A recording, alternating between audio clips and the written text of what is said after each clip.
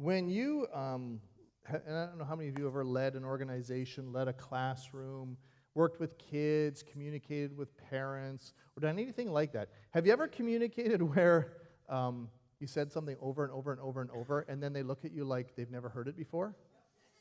Right? If I ask you if you've done that, every wife puts up their hand, says, yes, we've done this with our husbands, right? Okay. So I'll never forget, I was a newer pastor, and I thought we have this really big event coming up, and so we talked about it, and I kid you not, for 7 straight weeks. And it was, we communicated, we sent it out in written form, we announced it on Sundays, we emailed people, and I'll never forget when the big day came, someone walked in and said, what are we doing today? And I thought, are you serious? So, what we try and do is tell you some of the things that are going on, so in the effort that you'll have an idea of the things that are happening in the near future.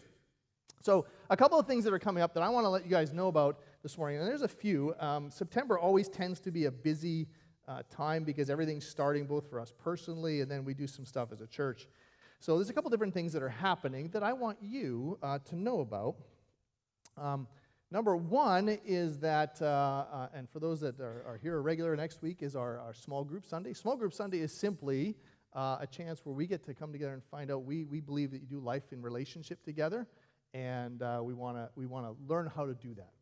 So if you want to come be a part of that, that would be great. I love it. I'm pretty sure he wants to come up here with me.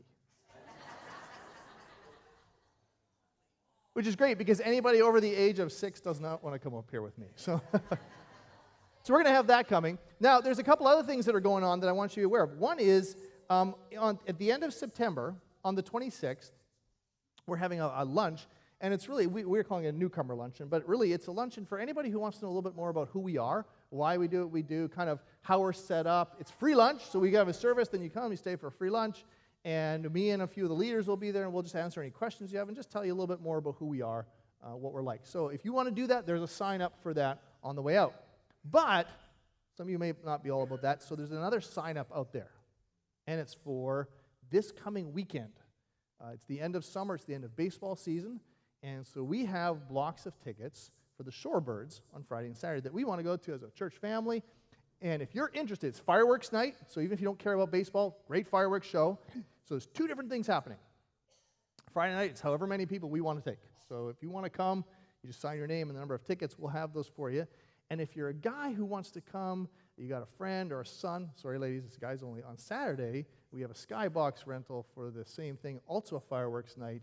If you're interested in that one, or both, just sign up on the way out. Okay? Those are a chance for us to just hang out together, have a good time, and be family together.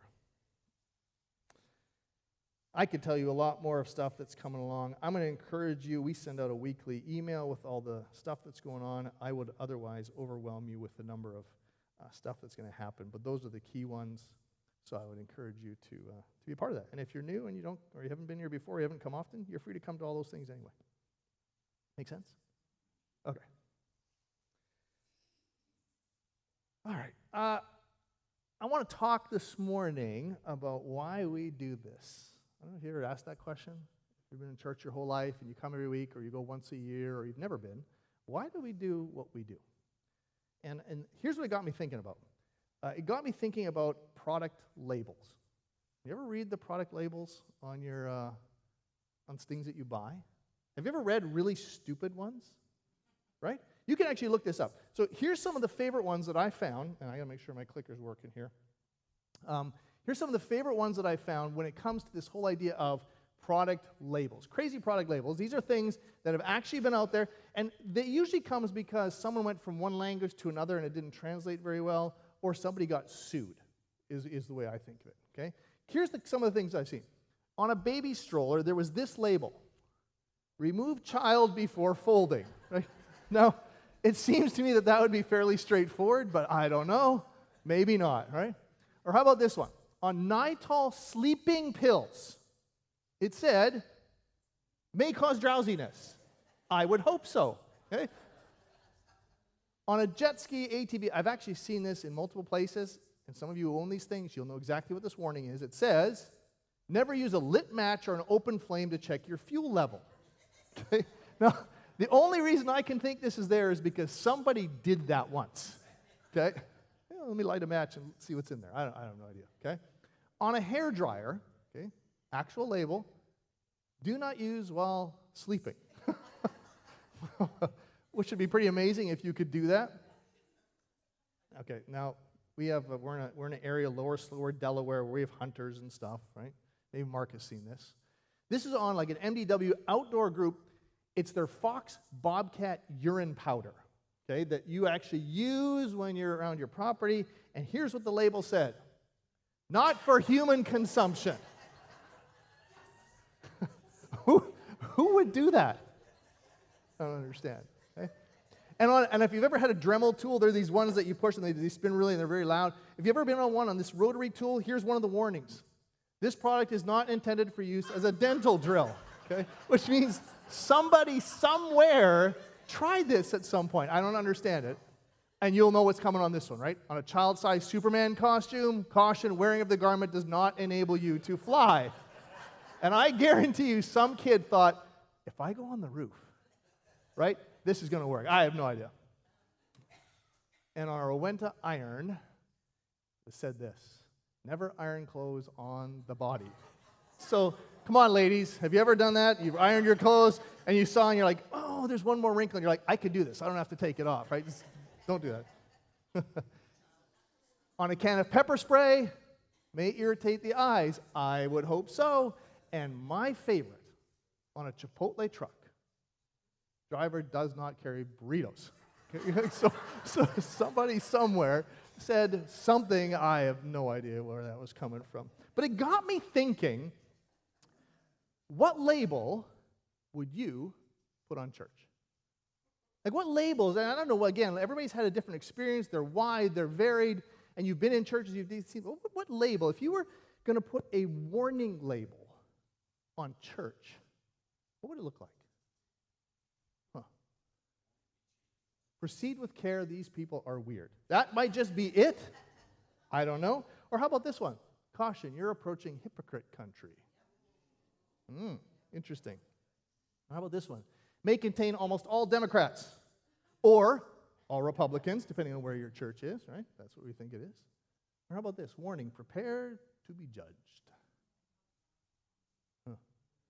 May cause you to feel bad about yourself.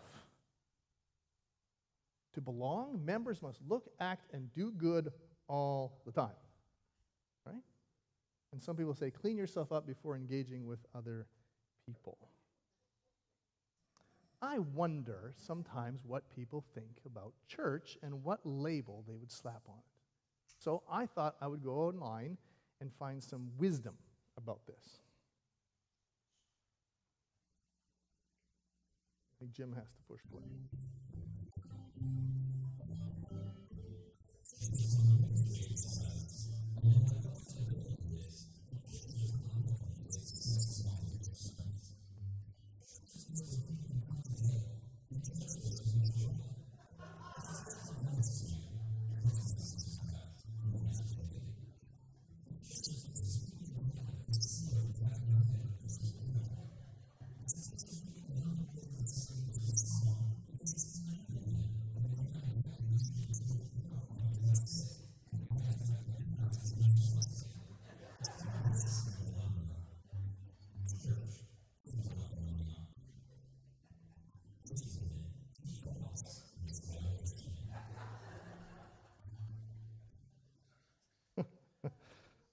I hope that this is not your experience of church. And if it has been in your life, I apologize, because that's not the way it's supposed to be. So why do we do what we do? That's really what I wanted to talk about this morning, and just take a few minutes. Why do we do what we do? Why do we get together and do this? And even if you're here all the time, did you ever really think of why? I mean, why do you invest time in helping others or in being here? Is it to feel good? I mean, why use the time on a regular basis to do this and gather together? Is it to fulfill an obligation? To make God happy? Is it to do something so God is happy with us, so when I need something, God will actually listen to me? Or maybe it's just kind of what we've always done. Or maybe it's just because this is where my friends are. So I come. Why is it that we do what we do? And what we're going to see, and that's what I want to look at this morning, I'm going to tell a story about this, is that the reason that people are here on a regular basis is because they're responding to an invitation that's been extended to every single person. Because here's the truth. If God wasn't interested in knowing us, there's no way that you could know him. You just can't. He's God, we're not. So we might know a little bit about him, but we wouldn't know him. I'm fascinated by stories of how people meet each other. And because I get to do weddings, I get to do, the premarital coaching, that kind of stuff. And so part of that is always like, tell me how you met. Tell me how you got to know each other. And it's amazing, right, how many of these where one person saw another person, I kid you not, this happens all the time, and they think, I'm going to marry that person. And it goes both ways, not just ladies and men, it goes both ways. That's not what happened to us. But this happens, and I always think, it's okay, so let's say you saw that person, and you're like, that's the person. I don't know. Maybe you saw him across the room. Maybe you bought him a drink, to announce or maybe you had one of those cheesy pickup lines, you must have come from heaven. I don't even know what they are, right? Some of those really weird pickup lines. Like, if you did all that, and then she looked at you and went, no. You're done. And you could try harder, but if she has no interest or he has no interest in knowing you, there's no relationship. Nothing ever happens. And what usually ends up happening in these stories is one person pursues the other person, says, okay, and then they kind of get to know each other, and it turns out marvelous. The same is true about God. It doesn't matter how much we may or may not want to know him. If he's not interested in knowing us, nothing goes anywhere. And the good news is that God is actually extraordinarily interested in knowing us and us knowing him and having this relationship together. In fact, he's the one who issues the invitation. He's the one who saw us and said, here's the invitation, will you respond to me? So I want to take a look at that this morning. What does that mean? Because the ultimate invitation of God came through the person of Jesus. And if you've been around church at all, you're probably familiar with him. It's a very, Jesus is at worst thought of as a great teacher, someone who lived about 2,000 years ago. Historically, we know that he was around and he taught. And when God sent his invitation in the person of Jesus, it was the kind of invitation that nobody expected. It was like getting a letter out of the blue from the White House saying, we want you to come to a state dinner, and you'd be like, why me? So when Jesus came, the invitation did not look like anything that anybody had ever expected. It still doesn't, actually, to most people. And we see this, and there's a story from Jesus' life that illustrates this really well that we're going to look at. It's in the book of Luke, which is simply one of the books. There's 4 books in the New Testament that start out, and they're all just different accounts of the life of Jesus. Luke was a historian who did a bunch of research. He interviewed a lot of people. He compiled it all together and wrote the story of Jesus from the perspective of those who had lived with him and seen him. And so he records this story that happened, and I got to set it up before we look at it. So Jesus is in his early 30s at this point. He grew up as a carpenter's son, Joseph, the whole Christmas story, and then he grows up, he spends many years. But now he's moved into this place where he's beginning to teach. He kind of quit the family carpentry business, and he's starting to wander around and teach people what it is to follow God. And so he's teaching them, and he began to get popular because people liked what he had to say. He was engaging, he was interesting, but more than that, what really began to draw the crowds was he was doing more than just teaching. He was interacting with people, he was healing people. People were having their lives changed, and so he began to get really popular.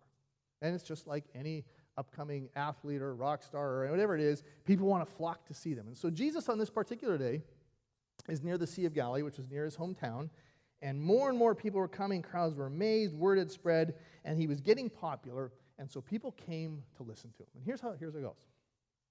One day, as Jesus was standing by the lake of Gennesaret, which is another name for Galilee, the people were crowding around him and listening to the word of God. Now you have to remember, they had no speaker systems, no microphones like this, no amps, no anything. It's just him talking. And so if you're more than 8 rows back, you're like, what did he say? What did he say? Right? So people are pressing in. They want to hear. They want to see. And so the people are crowding around Jesus. And if you've ever been to another country, you know their issues of personal space are a little different than ours. Right? You ever had this? Like, we live in this realm of arm's length. Like, dude, take a step back, right? You meet people that don't have that. They didn't have any of this. So they would be right up close. And so they're crowding around. They're listening to Jesus. And Jesus, he saw at the water's edge 2 boats, left there by the fishermen who were washing their nets. And it seems like an odd little detail to put in there, but Luke's very specific. When fishermen fished in those days, it's not like with a line, you're throwing out, they're using a net, and they throw the nets in, they spend all night or all day doing this. When they're done, they have to painstakingly wash the nets. You can't just take them out of the water and hang them up to dry. You have to actually wash them because otherwise they break down, and this is their livelihood. So it was a painstaking process. You had to do it every time you fished. It took a couple hours, and so these fishermen are saying, hey, look, we just finished fishing, and they're washing their nets. And Jesus sees them washing their nets, and their boats are sitting right there. And so he got into one of the boats, the one belonging to Simon, another name for Peter, and he asked him to put out a little from shore, and then he sat down and taught the people from the boat. So there was 2 reasons for this.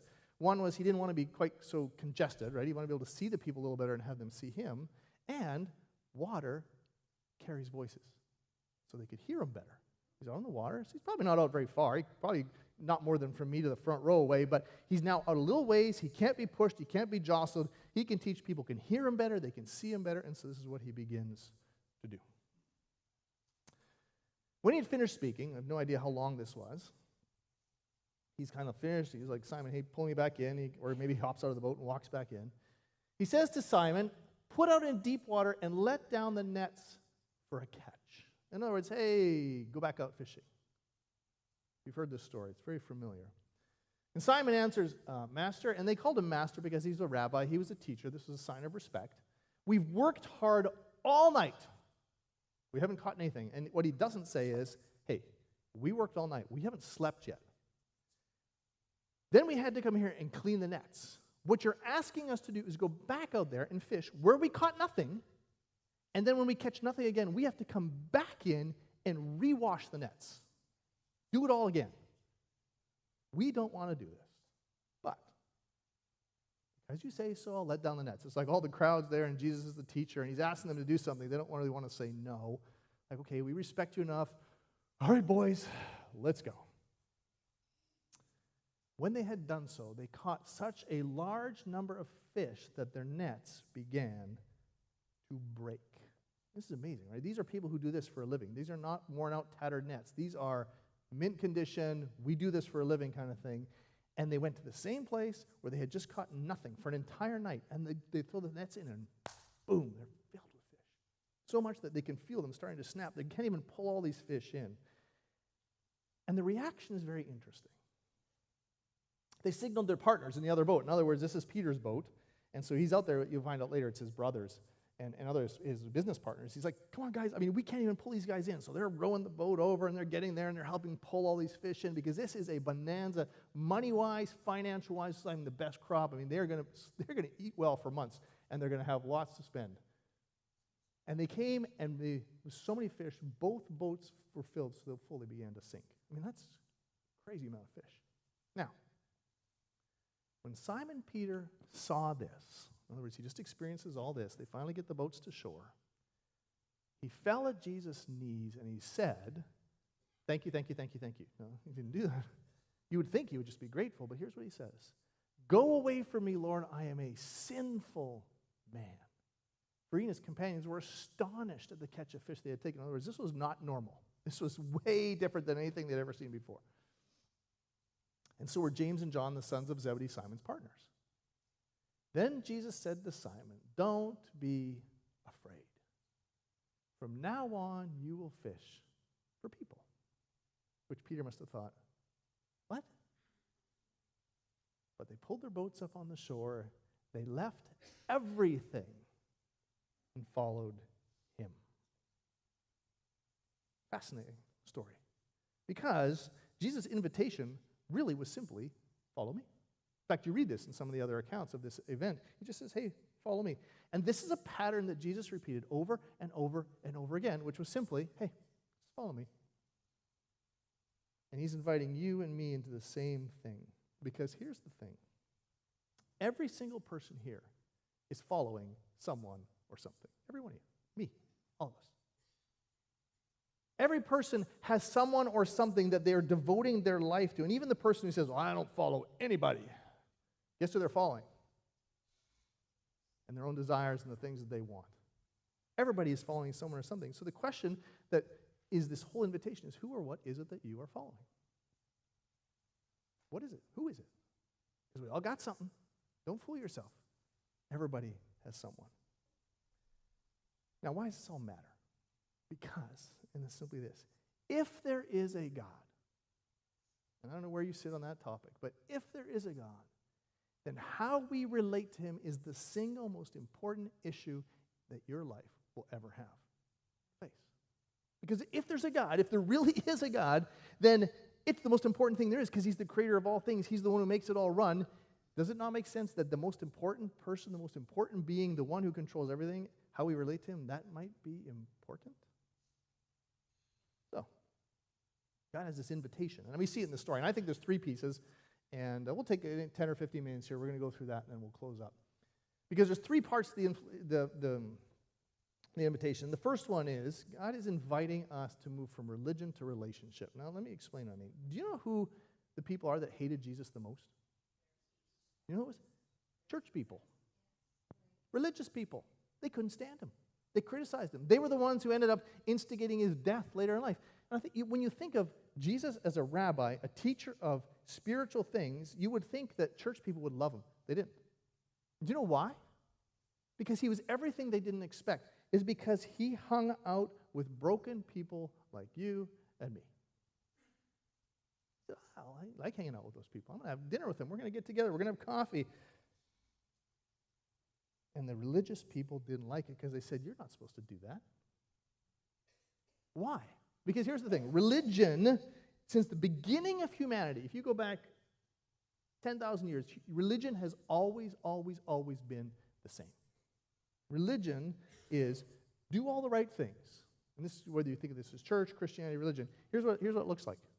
It's do all the right things. There's all these commands you have to follow. And it's external. In other words, someone from the outside says, here's how you should live. These are the things you should do. Follow all these rules. You have to do all these things. There's not a lot of passion to it. You do it because I have to. There's a sense of duty to this. There's a sense of fear. If I don't do all the right things, the gods might do something to me. Usually it's done to impress people. Hey, look at how good I am. Look at how religious I am. In fact, the religious people of Jesus' day, that was their biggest failing because they were religious and they wanted everybody to know how good they were. It gets expressed in empty rituals. We just go this. We go to the temple every week. We go to church every week. We pray every day. We read our Bibles. It's all based on human effort. Now, what's interesting, and you see this in the story, Peter's reaction to this miracle of catching all these fish wasn't thank you.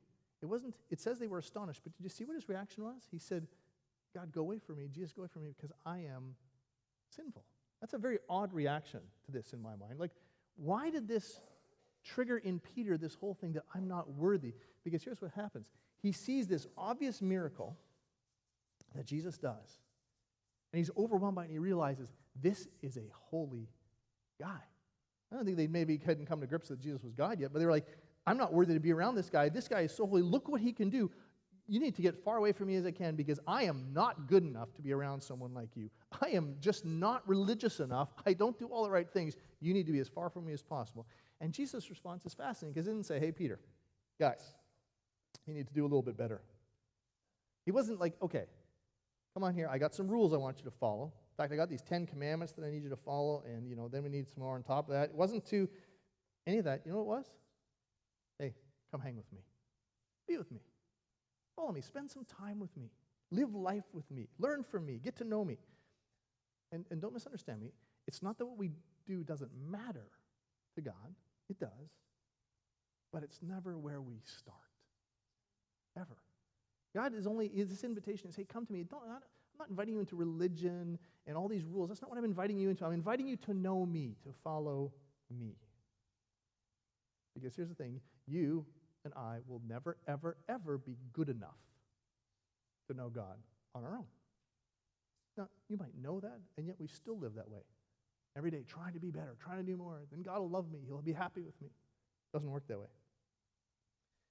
God despises religion. And if you think I'm exaggerating, look what he says. This is a different place, a little bit later.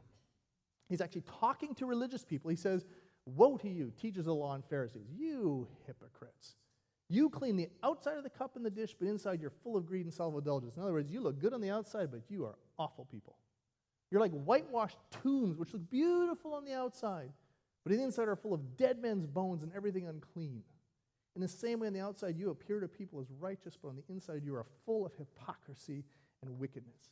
And you know why? Because they were focused on rules and regulations and not on God and a relationship with Him. And God has no time for that. So why do we do what we do? It's because God's inviting us into this. He's saying, I want you to exchange religion and rules, which every religion is like this. He said, I want you to get away from that. That's not what this is. I want you to focus on relationship, to follow me, to be a part of the family. Doesn't matter if you've made mistakes. Doesn't matter if you've messed up. Doesn't matter if you sin. That's not what determines this. I'm inviting you to come towards me. Just ask my forgiveness. Come on, be part of the family.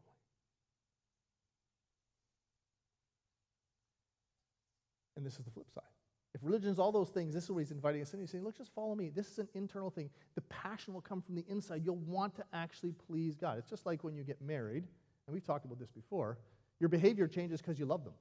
And things you never would have done before, all of a sudden you're doing them because you're like, well, my wife wants me to. Or my husband loves it when I do this. And I'm going to do it. It's because you love them. It's not because you have to. But you change. And all of a sudden there's a desire and a trust. It's expressed in this relationship, and it's based on God's grace. Because here's the truth. Every single person craves acceptance from someone. Every single one in this room craves acceptance from somebody. For some of you, it's everybody. For some of you, it's one or two people. For some of you, it's someone who you never get it from because they're already dead, and you never got it. But we all crave acceptance from someone, and God is saying, look, you need to move away from religion because that's not how you're going to get it. You're going to get it by coming to me. He wants us to move from trying to be good people, whatever that means, and you never know how if you've been good enough. He said, just move away from that instead. Move to a family relationship. That's the first part of the invitation. I think it's an amazing one. But there's a second one that we see in the story. Because he's also inviting us to move from this position of control and worry to trust. Any control freaks in the room? Yeah, that should be a lot more hands than that, right? Okay. Do you know what? Here's how control works. Have you ever had one of these things? You know what these are? You know when you squeeze them? That happens, right? Do you remember that? You kind of grab it, and then it squeezes out there, and then you go like that. You're trying to get the whole thing in your fist. If I try and grab it and squeeze the whole thing, you can't do it because it's going to come out somewhere. This is how we live our lives. And if you're a control person, this drives you crazy. Because you want to have control of your life. And you're like, I am going to get control of my schedule. And I'm going to get control of this. And so you're like, I'm going to get control. And then this pops out. You're like, oh, I got to get control of that. And then this pops out. Okay, now my relationships are out of control. I'm going to get control of my relationships. And then your job gets out of control. You're like, I got to get control of my job. And then this pops out over here. That's what control is. And then every once in a while, you'll have it just right. Everything seems like it's, and then poop pops out again. That's how we live our life. Do you realize that is the description of 99% of the people that you know? They want control of their finances, control of their job, control of their relationships, control of their surroundings, control of their house. But the problem is it never, ever works. Because you can't. You know this. Control is an illusion. We try and get it. We can't. And so what's interesting in this story, this invitation, they have this amazing catch of fish. Peter comes to Jesus. He says, God, Jesus, just go away from me. I'm a sinful man. And then Jesus' response was not, oh, don't worry that you're a sinful guy. No big deal. He doesn't even address that. Do you know what he says? Don't be afraid. Interesting. Why would that be his response? Because he was going to the root of the problem. He's saying, hey, Peter, you're worried about all these things. You're worried about all these things things you have to do. You just saw that you don't control your own world. You fished all night, got nothing. I sent you out, and in 2 minutes, you have more than you could ever even use. You're not in control. I'm in control. So, instead of worrying about all those things, why don't you follow the only person who's actually in control of all things? Stop worrying. Stop trying to control your life. You can't anyway. Only I can. And it's funny because he does not tell them what they're following him into. He just says, follow me. Trust me. And he didn't tell them anything they were getting into, because if he had, they never would have followed him in the first place. He says, no, trust me, trust me. I know that you don't understand. I know that you don't get it. I'm just inviting you because I've just proven it to you with these fish. I've got this. I can give and provide for you any way that you need, so trust me. Boy, it's a lesson we need to learn. I don't care if you're in church every week. We struggle with this so hard because we're like, oh, yeah, I know I need to trust you, but God, I got to take control of this. I got to squeeze the ball. I got this. I know I got this. I know. I'll use two hands. Then it won't have any. No, it's still coming out. It doesn't matter. It still pops out somewhere. I can do this.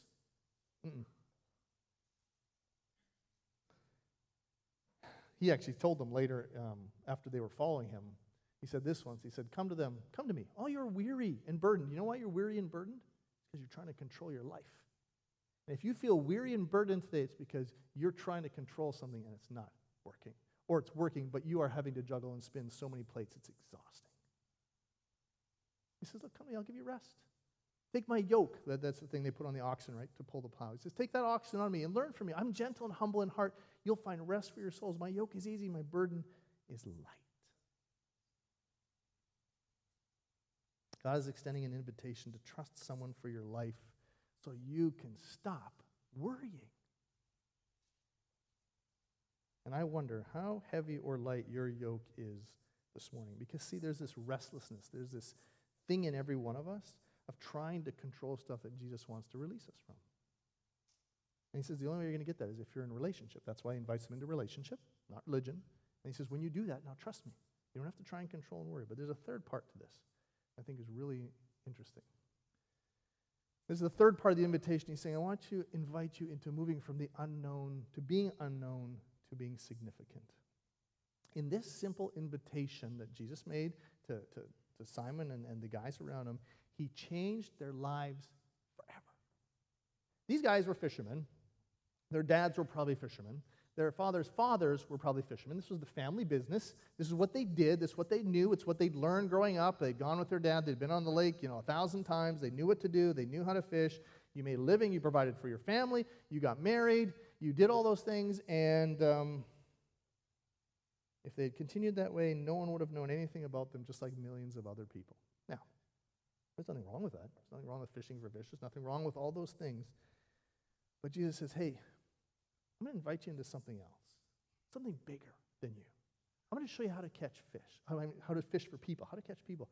They didn't even know what that meant. They had no clue. They're like, okay, I'll follow you. I don't even know what you're asking me to do, but you know what? I'm in.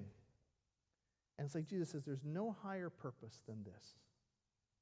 The one thing that has enough importance to carry past this life. Not only does every single person have a craving to belong, to have someone approve of them, and not only do we all have a craving for some level of security and control, we all want to matter. And this is the invitation. Jesus says, look, I will make you matter. This was a common theme. This wasn't the first time he said this. He said it many times. Another place he said to all of them. He's talking to all these people that want to follow him. They were all interested in Jesus. Hey, it's really fun. He says, look, whoever wants to be my disciple, they have to deny themselves and take up their cross daily and follow me, which was a terrible invitation because it was an invitation to self-denial and self-sacrifice. But here's why it's so important, because he said, for whoever wants to save their life will lose it. But whoever loses their life for me will save it. What good is it for someone to gain the whole world and yet lose or forfeit their very self? The whole point was this. It doesn't matter what you accomplish in the world, how rich you are, how much influence you have, how many people you employ, pay, all the things you do. If that's all it is, it won't matter past your life. Irrelevant. And you'll be no different than the person you drive by every day that's holding up a cardboard sign saying, I'm homeless and I need help. You're no different. Jesus says, no, it doesn't have to be that way. Let me invite you into something big, something bigger than you. Because no matter what you do in this life, it will pale in comparison to this mission that will actually extend beyond your life. Jesus is inviting every one of us into a purpose that extends beyond this. So where does this land us? These guys, they end up following this invitation, and they followed Jesus for over 3 years. Next three and a half years, they followed him. They said, okay, we're going to come do life with you. Let's do it. And it grew to 12 men, and then it grew beyond that, and then it shrunk back down to 12, and then it grew. But these 12 guys, they followed him for these next 3.5 years, and they invested their entire life in him. They invested their energy. They learned from him. They did all these things, and they had all these high hopes. They expected Jesus to make them great, And then he died. Horribly. On a cross. And they thought that their trust in his invitation was misplaced. Because he just invited them into a relationship, and now the relationship was gone. He said, I invited you to give me control of your life because you can't. And they're like, not only do we not have control, now we have a bounty on our heads. We're in danger now. They killed you, they're going to kill us. Their lives were in chaos. And they thought he was inviting them into something significant, and now they're this group of men who were hiding in a corner with nothing to offer. And they thought, what kind of crazy invitation have we wasted 3.5 years on? But that wasn't the end of the story. 3 days later, Jesus came back to life, the only guy who's ever predicted it and pulled it off, which is another reason to follow him. And those that followed him were amazed. They were astounded. They were blown away. But what was most amazing was because he died and came back to life, the invitation that he extended in this little situation by the shore to these men is now extended to everybody, including every one of you and me. Because he can. Now he says, hey, I'm inviting you into this. You can have a relationship with me. I know I'm not right in front of you, but you know what? I'm walking with you all the time. You never have to be alone. In those dark moments when you're not here, when you're not around your friends, where you're sitting at home and the television goes off and you feel desperately alone and bereft. He says it doesn't have to be that way. When your life is spinning out of control, he says, look, I'm here. I'm walking with you. You can trust me. I've got this. And if you follow me, the things I'm going to have you do, the way I'm going to walk beside you is going to make your life matter. And even if no one ever sees you, it's going to matter so that they are singing about this in heaven. Amazing.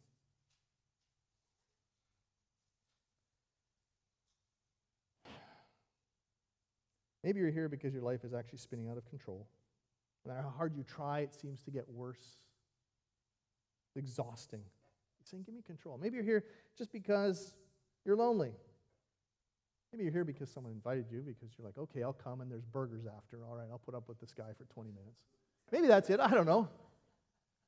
But you want relationship. Maybe you're here because everything you've worked for up to this point in your life just isn't fulfilling you the way you thought it would. So this brings us all the way back to our original question. Why do we do what we do? Why are we here? We have this invitation. And I guess more importantly, why do we do this together? You ever think that? Like all these invitations, you're like, okay, I get this. You know, well, I understand this, but can't I just do all this by myself? I don't need to be in church for this.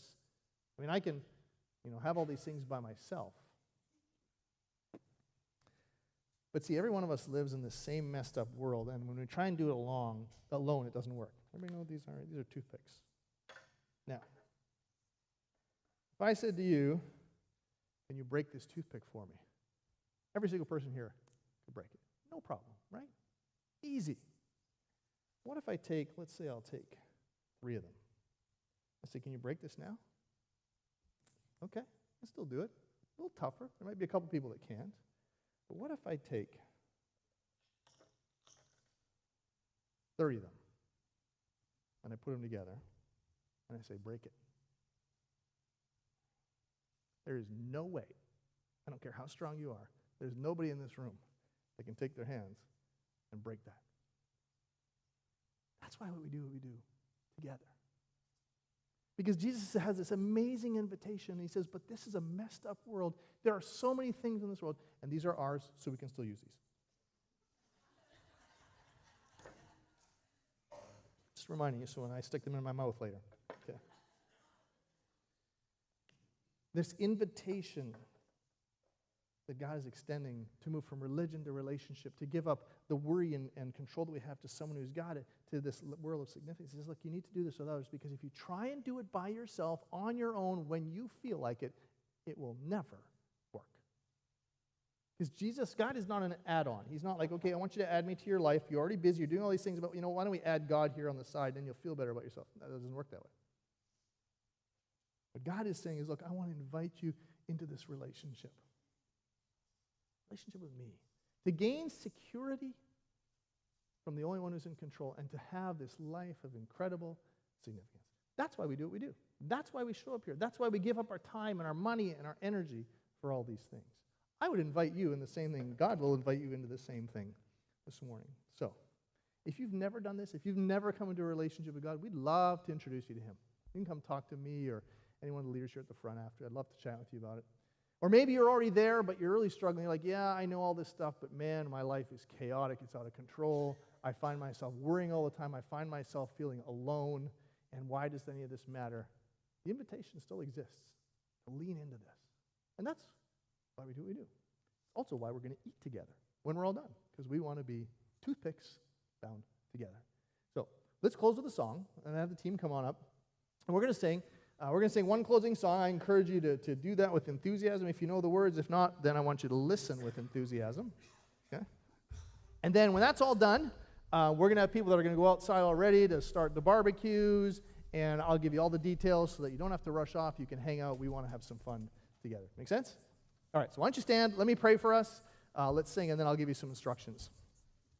Jesus, I thank you that you've allowed this story of what happened in your life when you were here to be held on to for all these years, so that we could learn from, we could see exactly what this invitation is that you have for every one of us. And so my prayer this morning is that whether we are church people who are here all the time, whether we haven't been in a church in 2 years, or whether it's just one of those sporadic things, that every one of us would be listening and deciding, how do we respond to this amazing invitation that will literally change everything for us. So thank you for being here this morning. Thank you for all these people. I am so grateful they are here. We look forward to being strengthened together. It's in your name we pray. Amen.